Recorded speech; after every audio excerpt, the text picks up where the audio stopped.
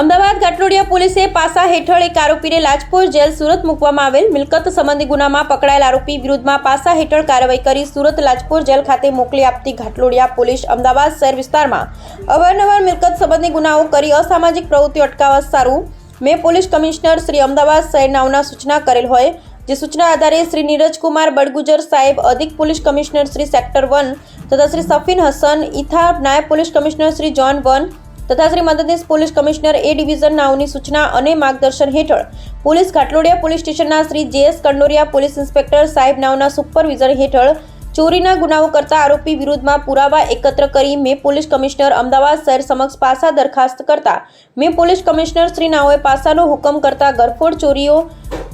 3 ગુનામાં સડોવાયેલ આરોપી પ્રકાશ ઉર્ફે નાગરાજ સઓ ભોપાલસિંહ જાતે રાજપુરોહિત બ્રાહ્મણ ઉંમર વર્ષ 30 રહે ગાયત્રીનગરના છાપરા રેલવેના ફાટા પાસે ચાંદલોડિયા અમદાવાદ શહેર નાઓની વિરુદ્ધમાં પાસા દરખાસ્ત તૈયાર કરી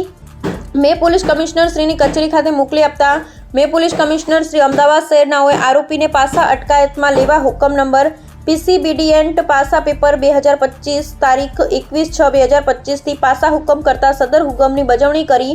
આરોપીને પૂરતા પોલીસ જાપ્તા સાથે લાજપોર જેલ સુરત ખાતે મોકલી આપવા તજવીજ કરેલ છે। કામગીરી કરનાર અધિકારી તથા કર્મચારી JS Kandariya, police inspector unarmed, head constable Kartikbhai Rameshchandra, અ પોલીસ કોન્સ્ટેબલ ભરતભાઈ રામાભાઈ, અ police constable Hiralben Ishwarbhai. Bureau report Hitesh Thakkar, Ghatlodia, Ahmedabad.